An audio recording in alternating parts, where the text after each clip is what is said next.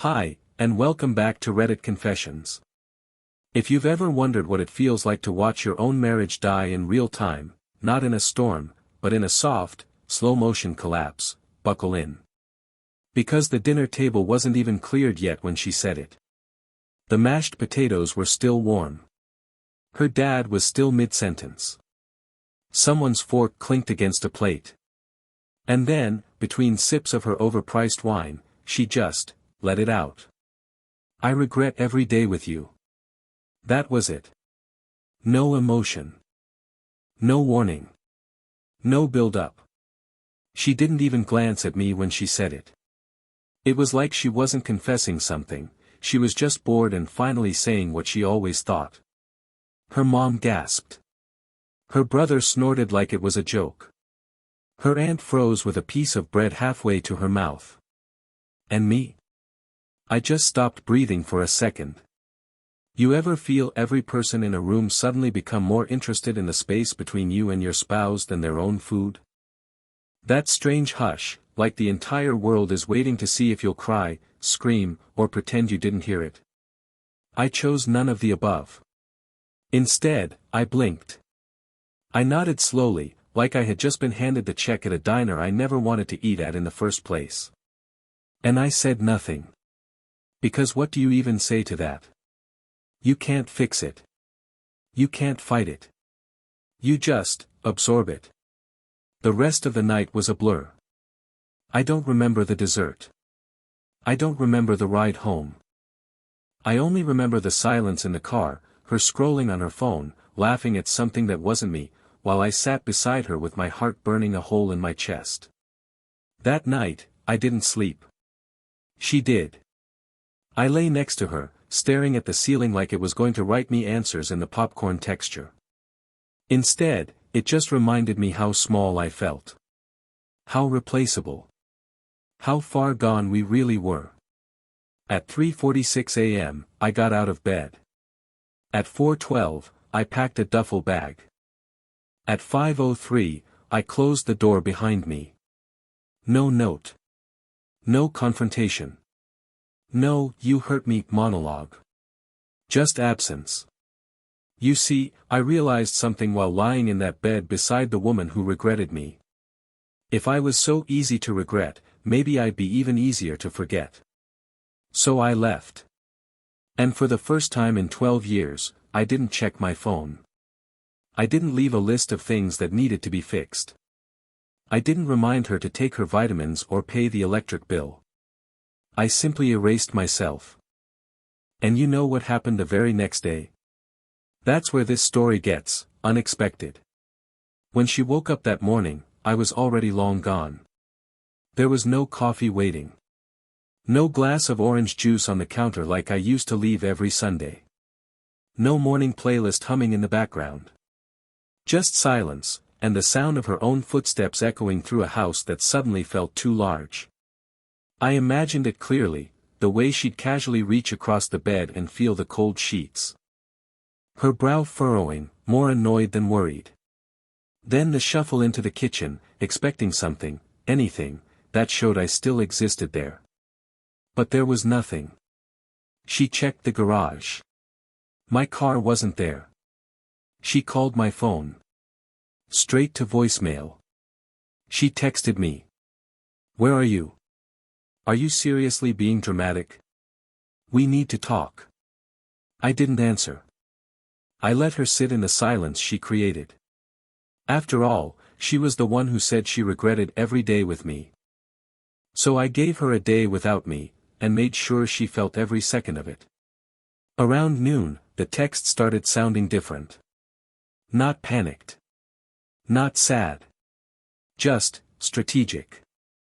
I have an appointment later. Can you be back before that? Still, I said nothing. I was at a cheap cafe off Highway 19, sipping bitter coffee and staring out the window like a ghost. I hadn't slept, hadn't eaten, hadn't even changed clothes.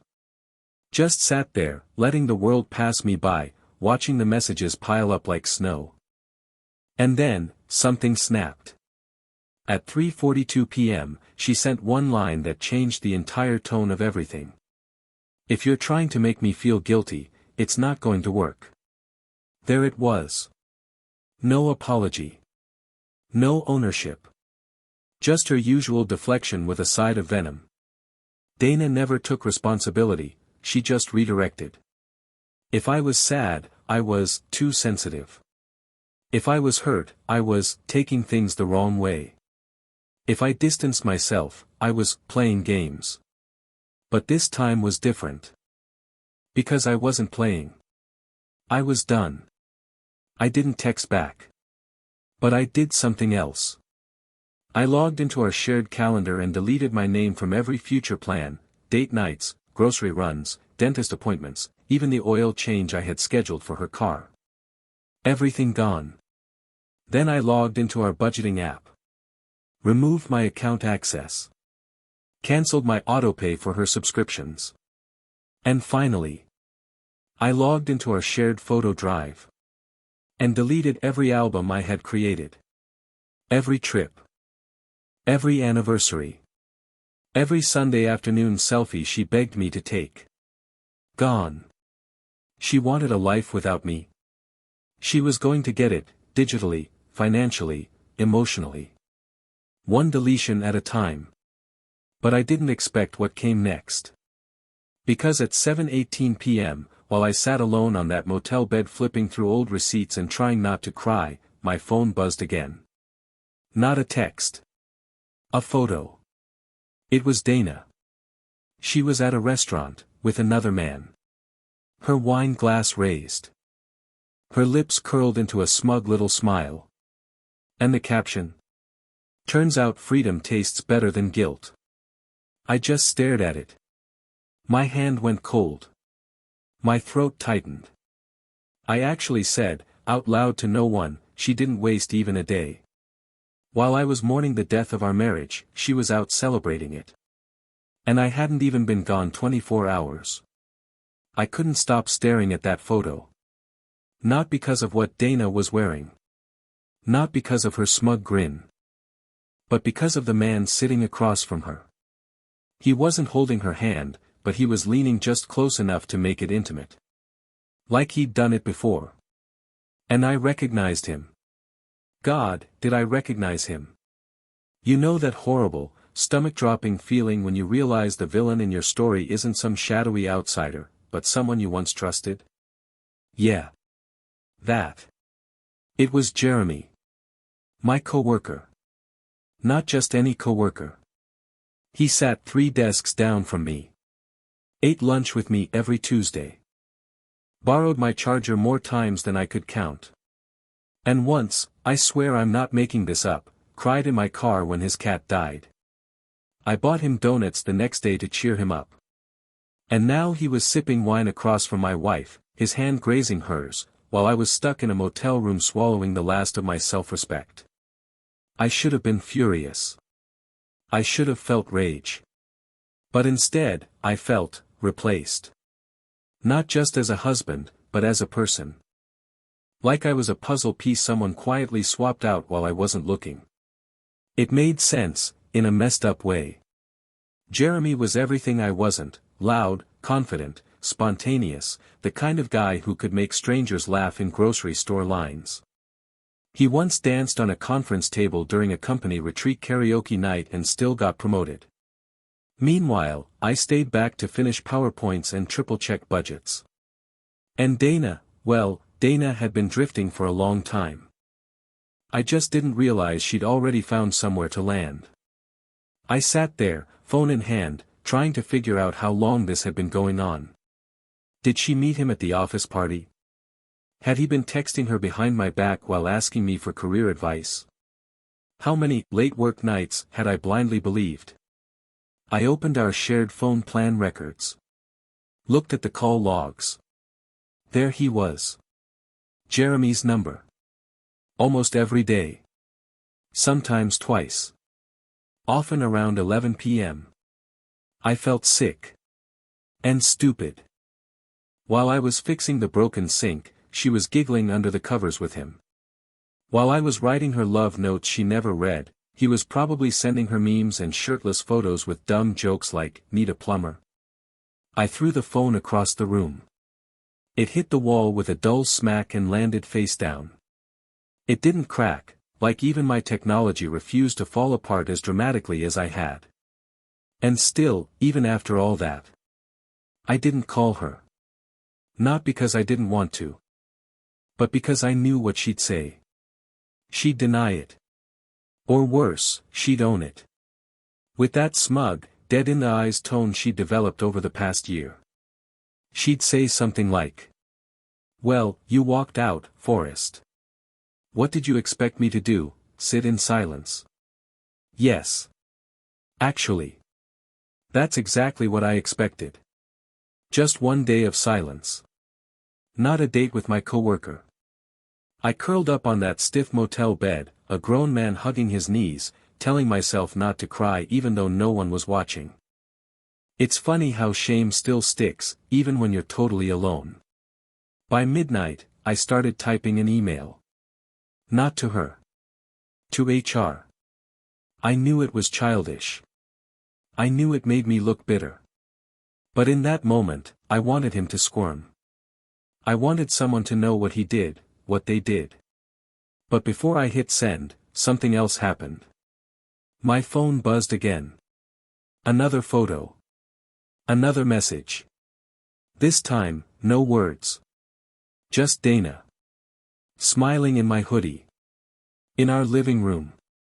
And in the background, Jeremy. Shirtless. Holding her wine glass. By the time I decided to return home, I had already deleted the HR email draft. Not because I had a change of heart. But because something about that last photo, the one with Jeremy in my house, in my hoodie, holding her wine glass, made everything so surreal, so absurd, that it broke me in a new way. Not a dramatic, throw things at the wall kind of break. Just, numb. I didn't want HR involved. I didn't want a gotcha moment. I didn't want revenge. I just wanted to see it with my own eyes. To confirm that the ghost town I used to call home was really gone. That I hadn't imagined her drifting, or the coldness in her eyes, or the sound of her laughter shifting towards someone else. So around 7 the next morning, I drove back. It was raining. Of course it was. One of those slow, depressing rains that doesn't cleanse anything, it just soaks you in gray and makes everything heavier. I didn't text her. I didn't knock. I had my key. That house was still half mine. Or at least, it had been.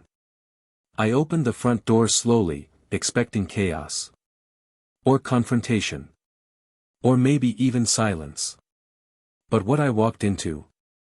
Music. Soft indie music playing from the kitchen speaker, the kind of stuff Dana always called coffee shop background noise. Something by Phoebe Bridgers, I think. I followed the sound, each step making the floor creak like it was judging me for returning. And then I saw them. Not doing anything scandalous, that would have almost been easier. No. Instead, I saw Dana at the stove flipping pancakes like it was a normal Sunday, and Jeremy sitting at the kitchen island, bare-chested under one of my flannel shirts, scrolling through his phone like he owned the place. There was orange juice. There was butter. There were 2 coffee mugs. One of them had "World's Okayest Husband" on it, my mug. She giggled when he said something, not even noticing me in the hallway. I stood there, water dripping off my jacket, watching 2 people reenact a domestic scene that used to belong to me. And the worst part? It looked easy. Comfortable. Like they'd done it before. Jeremy was the first to notice me. His smile dropped, and for 1 second, I thought he'd stand up, say something, apologize, maybe. But he just blinked and said, "Oh. Hey, man." Dana didn't turn around right away. She just said, "You're back early," as if I had gone on a business trip and not fled the ruins of our marriage. Then she looked at me, really looked, and said with this airy shrug, "We didn't think you'd come back." I wish I could say I yelled. That I threw something. That I made some big speech and reminded her whose house this was. But I didn't. I asked if I could grab my coat. She pointed to the hallway, not even bothering to follow. I walked past her, past them, into the closet, found the green coat she gave me last Christmas, probably while texting Jeremy behind my back, and turned to leave. That's when I saw it. My wedding photo. The one in the wood frame I carved myself. On the floor. Face down. Like someone had knocked it off the mantel and didn't bother to pick it back up. I stared at it for a second too long. Jeremy coughed awkwardly behind me. Dana said nothing. I walked out. Back into the rain. Back into my car. Back into the silence. But here's the thing. When I started the engine, I didn't cry this time. I felt something shifting. Something slow and jagged in my chest. It wasn't healing. Not yet. But it was movement. And after years of emotional stillness, even pain felt like progress. Because if she thought that was the end of my story, the moment I walked away quietly again, she was wrong. She had replaced me before I was even gone. Now, it was my turn to do something she wouldn't expect. Not out of revenge. Out of self-respect.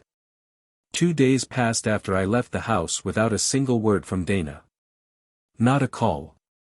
Not a, sorry you saw that. Nothing. She didn't even bother pretending to care. Maybe she thought I'd disappear like an old sweater, out of sight, out of season, irrelevant. And honestly, I almost did. I stayed in the motel, walking in circles, eating gas station sandwiches, and rereading old text messages between us like a pathetic archaeologist digging through dead language. I didn't know what I was waiting for. Closure. Anger. A sign. Instead, I got a phone call. Unknown number. I let it ring 3 times before answering. My voice cracked when I said hello. A woman answered. Calm. Slightly sarcastic. Confident in the way Dana always tried to be, but never truly was. Hey, Forrest. This is Celine. Dana's friend. Well, sort of. That last part threw me. Celine. I vaguely remembered the name. She came to our house once for a wine night. Wore too much perfume. Talked like she'd seen everything and had the receipts. I hesitated. Okay. She sighed. Look, I debated even calling. But I saw what she posted. The photos. The caption. I figured you deserved to know it wasn't random. I sat up. What wasn't? She paused, just long enough to make me feel like she knew something that would wreck me. Jeremy. It wasn't some spur-of-the-moment fling. Dana's been planning this for months. You were never meant to find out like that. But she's been talking about leaving you for a while. My breath stalled. Why are you telling me this? I asked, confused, cautious, and more than a little broken. Because I used to be her best friend. Until she screwed over someone I care about. I know what she's like when she's done with people. She doesn't end things, she deletes them. Like they never mattered. That felt like a punch to the chest. Celine wasn't warm. She wasn't trying to comfort me. But her words were sharper than anything I'd heard from Dana. Honest in a way I hadn't been used to for years. She continued. I warned her a few weeks ago. Told her if she didn't tell you the truth, I would. And when she laughed in my face. That's when I blocked her. She crossed lines even I won't tolerate. I didn't know what to say. My mouth was dry. I'd expected betrayal. I hadn't expected strategy. Dana hadn't just given up on me, she had rehearsed her exit. Celine wasn't finished. Also. I don't know if this matters, but Jeremy. He's not exclusive. He's been texting someone else too. Dana doesn't know. Yet. That made me laugh. For the first time in days. A sad, bitter laugh that sounded more like an exhale through broken glass. So she burned down a marriage for a guy who's got his foot in two doors, I said, my voice quieter than I expected. Exactly, Celine replied. I'm not telling you this to make you feel better, Forrest. I'm telling you because you need to stop acting like you were just forgotten. You were targeted. She waited for you to break so she didn't have to. I leaned forward, elbows on knees, head in my hands. Why now? Why tell me this now? There was a pause. Then, in a softer tone, she said. Because she's not done with you. And you need to be ready for what's coming next. The line went dead. I stared at the phone for a long time. My reflection in the black screen looked hollow, like someone I didn't recognize. But the words echoed louder than anything I'd heard in days. She's not done with you. What did that mean? Was Dana planning to come after my money? Our shared accounts? My reputation? Or worse, was she going to try to rewrite the story, make herself the victim? It wouldn't be the first time she flipped the narrative. And suddenly, I realized, disappearing wasn't going to be enough. If I didn't take control of the story, she would. The morning I decided to go back to the house, it wasn't out of spite. It wasn't even about Dana anymore. Not entirely. It was about reclaiming something, not revenge, not dignity, just clarity. I needed to walk through those walls one more time before I could let them go. Like walking through a graveyard before leaving flowers. A final nod to everything I thought was true. I waited until I knew they wouldn't be there. Jeremy worked on site at his job, and Dana had an appointment on her digital calendar, some salon thing. She'd forgotten to revoke my access. I slipped in quietly, like a stranger in my own home. Everything was cleaner than I remembered. Too clean. The pillows were fluffed, the laundry was done, even my old cologne had been moved from the bathroom counter to the cabinet below, like she couldn't stand even the smell of me. I moved slowly, touching walls, frames, doorknobs. Then I walked into her bedroom. The bed was made. Too neatly. The kind of neat that says, we don't actually sleep here, or worse, we pretend to be happy here. I walked over to her nightstand. There had always been this one drawer she kept locked. Nothing obvious. Just a silver twist latch she claimed was for privacy. I never questioned it. Back then, I believed love meant trusting someone enough not to ask. But today I brought a small screwdriver and zero hesitation. It popped open easier than I expected. Inside was a velvet pouch, a couple of folded letters, and a spiral-bound journal with cracked edges. My heart thudded stupidly, like I was about to uncover a secret love letter or maybe a photo that would destroy me. But it wasn't that. It was worse. The letters were unsent, all to me. Not love letters. Resentment manifestos. Page after page of Dana writing to herself about how trapped she felt. How bored. How invisible. She catalogued my flaws like a scientist studying a failed experiment. He folds laundry wrong. He still asks if I'm okay when I'm clearly not. I hate how he says sorry for everything. He's just so small. Not physically. Just in presence. I flipped the pages faster, my breath shallow. Then I found something taped to the inside cover of the journal. A list. Not a grocery list. Not tasks. A countdown. Day 91, buy new sheets. Day 64, ask about splitting utilities. Day 48, tell therapist I'm emotionally unavailable. Day 10, make him leave first. Day 1, smile through dinner. It wasn't a diary. It was an exit strategy. Dana had planned my emotional breakdown like it was a checklist. Not only had she rehearsed it, she timed it. I was never her husband in those pages. I was an obstacle.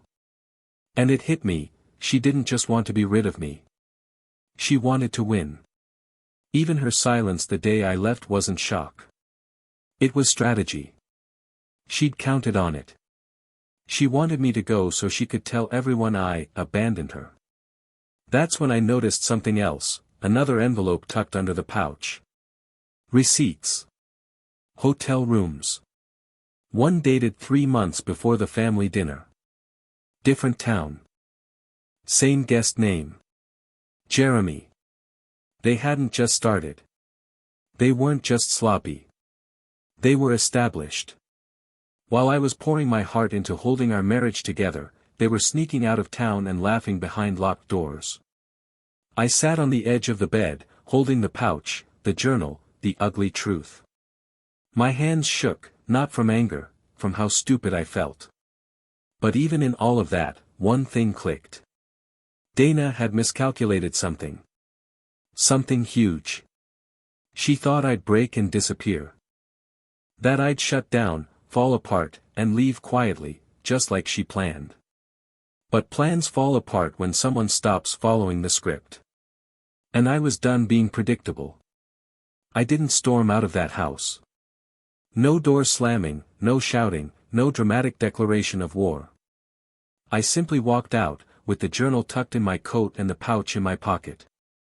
If Dana wanted the story to be about the pathetic husband who ran away, I wasn't going to rewrite it with rage. I was going to rewrite it with truth. But I knew I couldn't do it alone. I drove for nearly an hour without knowing where I was headed. Gas station coffee in one hand, steering wheel in the other, my thoughts louder than the radio. My hands were still shaking from the things I'd read, the way she wrote about me like I was a stranger, a burden, a placeholder. That's when I remembered Celine's voice from earlier. She's not done with you yet. At the time, I thought she meant legally. Emotionally. Financially. But now I knew what she meant. Dana was setting a stage. I was the villain in her exit story. The emotionally unavailable man. The passive-aggressive husband. The guy who left. And I couldn't afford to let her run that narrative, especially not when I now had the script she wrote it from. So I pulled over and called Celine. She picked up after one ring. I figured I'd hear from you again, she said. No greeting. No pleasantries. You found something, didn't you? Yes, I said quietly.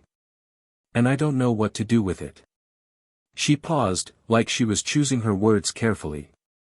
I do. I didn't expect that. I'm listening. Celine exhaled slowly. You said she made you small, right? That everything she did was meant to erase you, make people forget your side of things.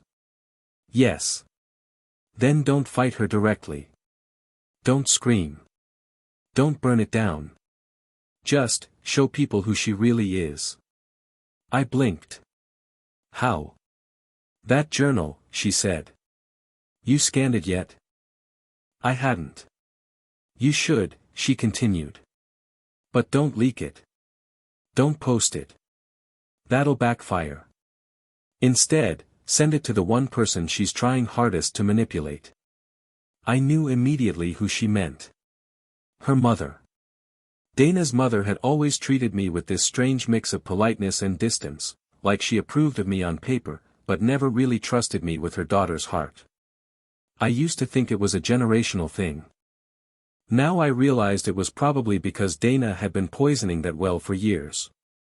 Still, her mother hated dishonesty.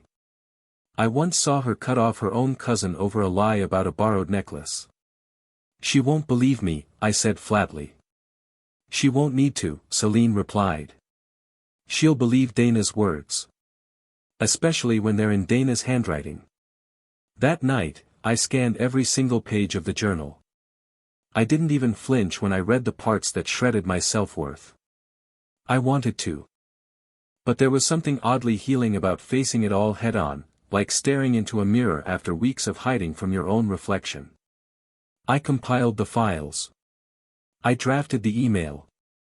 I wrote 2 sentences. Hi, Maureen. I know you may not want to hear from me, but I think you deserve to read what your daughter never intended for anyone else to see. No commentary. No context. Just her own words. Then I attached the PDF and hit send. And I waited. For 5 hours, I didn't hear anything. I thought maybe she blocked me. Maybe she deleted it. Maybe I miscalculated, and it would backfire just like Dana hoped. But then, at 11:27 p.m., my phone rang. It was Maureen. Her voice was quiet. Not cold. Not angry. Just, wrecked. I read it, she said. All of it. I didn't respond. I didn't know what to say. I believed everything she told me about you, she continued, her voice shaking. For years. And I'm sorry. My throat burned. I hadn't even realized how much I needed to hear that from someone. She's not who I thought she was, Maureen whispered. I could hear her breathing, shallow and broken. She's not done with you, I echoed what Celine had said. I know, Maureen replied. But she's about to be done with me. And just like that, the first domino fell. Not because I lashed out. Not because I screamed louder. But because I let the truth do the work. I hung up that night feeling strangely calm. I didn't feel powerful. I didn't feel vindicated. I felt light. Because finally, for the first time in years, I wasn't carrying the entire weight of her lies on my back. And tomorrow? Tomorrow would be the day Dana found out her version of the story was no longer the only one being told. The next morning, I met Dana face to face for the first time since I'd left. She didn't know it was coming. I didn't storm in. I didn't shout. I asked her to meet me at the park where we used to walk when we first moved in together, back when we still believed in slow conversations and holding hands for no reason. I picked that place on purpose. Not for nostalgia. But to remind us both what we had, and what we lost. She showed up late, of course. Sunglasses on, a designer purse dangling from her shoulder like she was walking into brunch instead of a reckoning. So, she said, folding her arms. Are you here to beg for closure or just drag this out longer? That line might have gutted me a few weeks ago. But not today.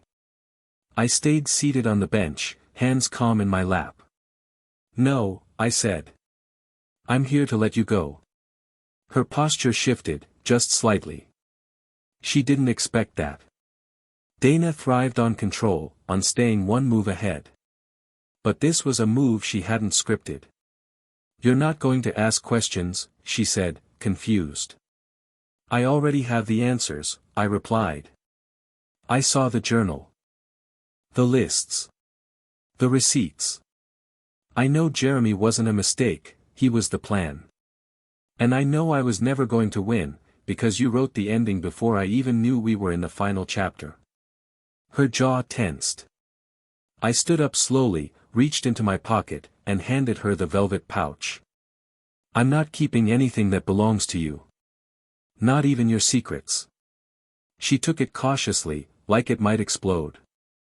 And the story you've been trying to sell, that I was the cold one, the absent one, the one who just disappeared. That story's dead. You don't get to write both sides anymore. For a second, she tried to speak. But nothing came out. I gave her a small, quiet smile. It's okay. You don't need to say anything. I just wanted you to see me not breaking.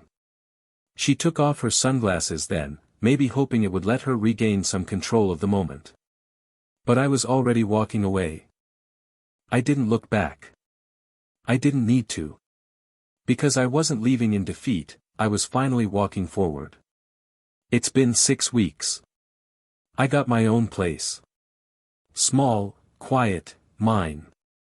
I adopted a dog named Milo from the shelter. He chews everything I own, but he waits at the door like I'm the greatest person alive. I've reconnected with a few old friends. Some reached out after hearing the truth. Some I reached out to myself. Celine and I talk now and then. She's sarcastic, brutally honest, and doesn't let me mope for long. Honestly, I think she saved me from slipping into that pit of self-doubt I've been dancing around for years. And Dana? She's still with Jeremy. For now. But that's no longer my business. I'm done trying to fix things that were never mine to heal. I'm not perfect. I still flinch when I hear songs we used to play. I still pause when I see couples holding hands in the grocery store. But for the first time in years, I'm learning to breathe without apologizing for taking up space. And that feels like peace. Thank you for watching this story on Reddit Confessions. If you've ever been through something similar, a moment when you realized someone had written you out of their life before you even had a chance to change the ending, we'd love to hear from you. What moment in this story hit you hardest, and what would you have done differently if you were in Forrest's shoes? Drop your thoughts in the comments. We read every one of them. And don't forget to like, subscribe, and share if this story meant something to you. Until next time, stay honest. Stay strong. And remember, your story doesn't end where someone else tried to close the book.